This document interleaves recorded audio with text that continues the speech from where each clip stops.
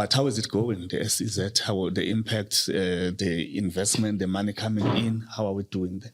Commitments in terms of pledges for investors are there. Maybe let me start with Musina Makhado SEZ. Yes. Our challenges were on the north side. Yeah. It was the issue of the land. Okay. Because that was the agricultural land, which agriculture needed to find clarity from Treasury that they are not going to be selling the land, and then they must get concurrency from Public Works. Yes. So that work has just been finalized. Okay. We have received the letter from the Minister of Land Affairs and Rural Development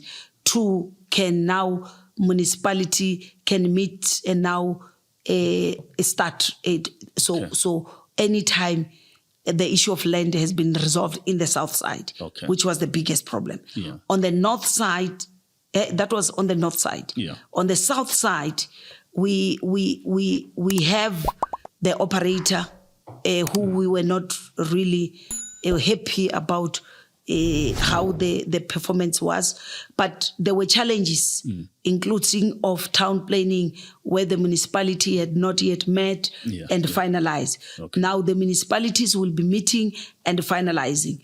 Once the municipality gives that go-ahead, we will then put that operator on terms.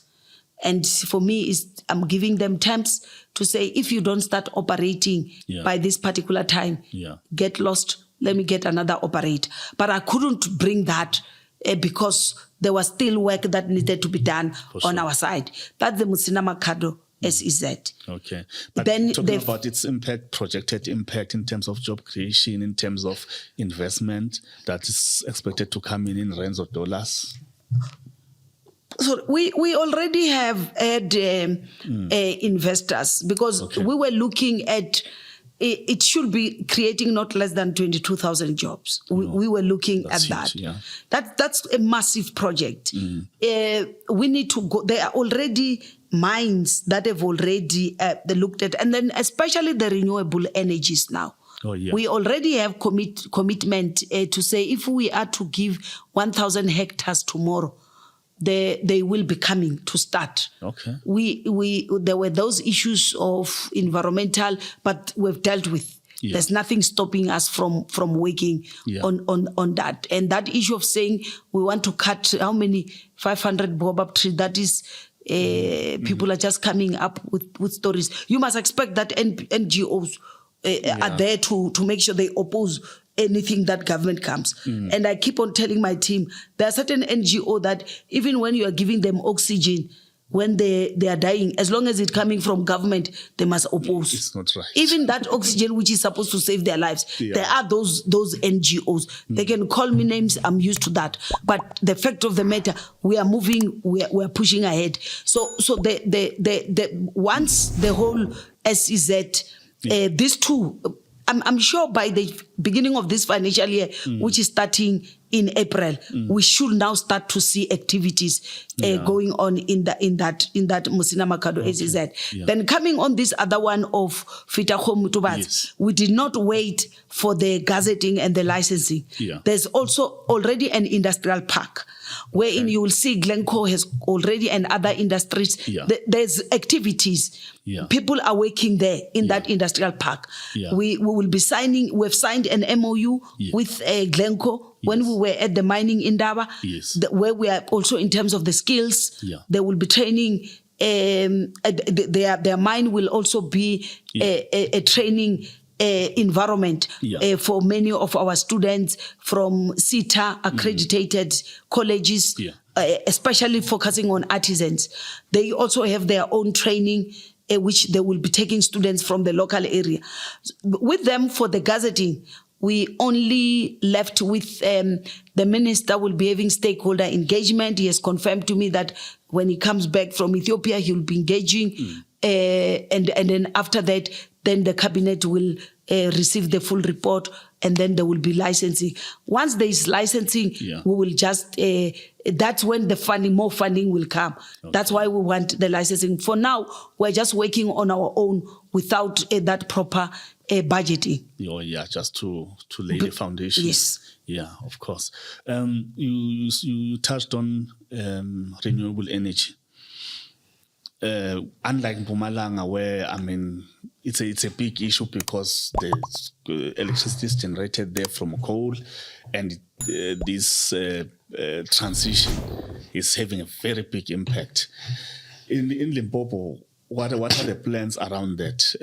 We do have some minerals that are important. The province has got the minerals that are important for renewable energy, hydrogen, things like that.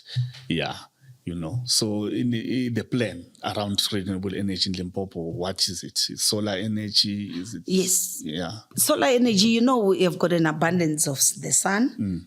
We call it a healthy sun in the language of engineers. Yeah. You will remember that on the 1st of November last year, the president visited us with his cabinet. Yeah. And amongst the pronouncement that he committed through the Minister of Electricity was this work on renewable energy.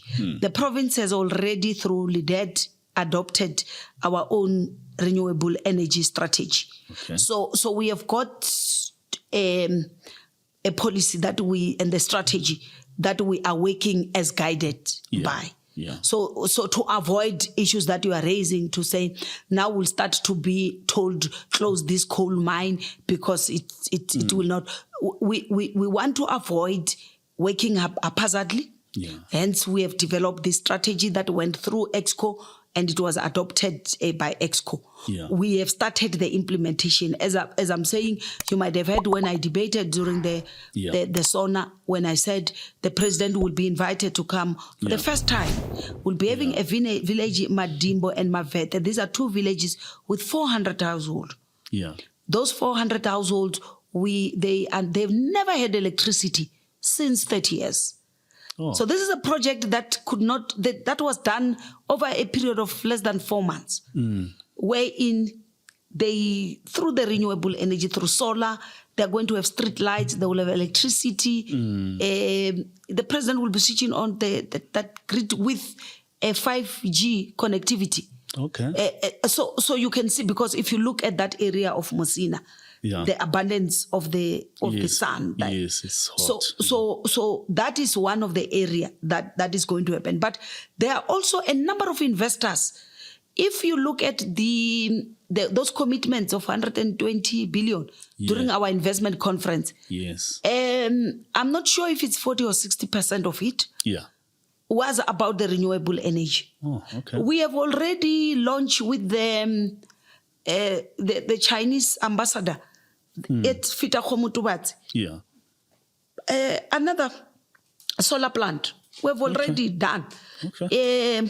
We met with other investors yesterday. They are focusing on hydrogen and oil. And they've been able to tell me that, yes, they've done their investigation. We're just waiting for processes so that we can officially pronounce. But sorry to stop you, there's oil in the province. There's also hydrogen. Let's talk about that one at the right time. But I want to just say to you, exploration, it's ongoing. We're waiting for the confirmation of the results. Okay. So there's work that is ongoing. Okay. I'm just waiting for the confirmation. Once I have the results, I'll be able to go and confirm to say we've been able to, we can drill hydrogen here. We don't have to be dependent on, but we're working with ESCOM also. Yeah. And still more jobs will be created. The problem here is when people think because they are used to something, change becomes painful. They think when you change, you are going to destroy jobs. Yeah. When fourth industrial revolution started, I remember in Kosato we were fighting that you're going to take away our jobs for cleaners because you will be using robots to clean, to do that. But the fact of the matter, it's done in the car manufacturing long time ago. How many engines are they able to produce in a short space of time because they use robots, all those parts. Yeah. But if they were still using the old, and you can see more jobs are now created. The important thing is that people must be prepared to be reskilled Yeah, Once we yeah. say we're changing To how adapt. we must be reskilled. But Yeah. people are afraid and are lazy to be reskilled. They are used to how things are done. If it's a robot to clean, there must be somebody who must manufacture that robot. Yeah. And manufacturing a robot create more jobs. Yeah. But the problem here is that a robot will need someone with skills to produce. But Yeah. mopping the floor, you don't need skills. That's where the fear is, because people do not want to be skilled.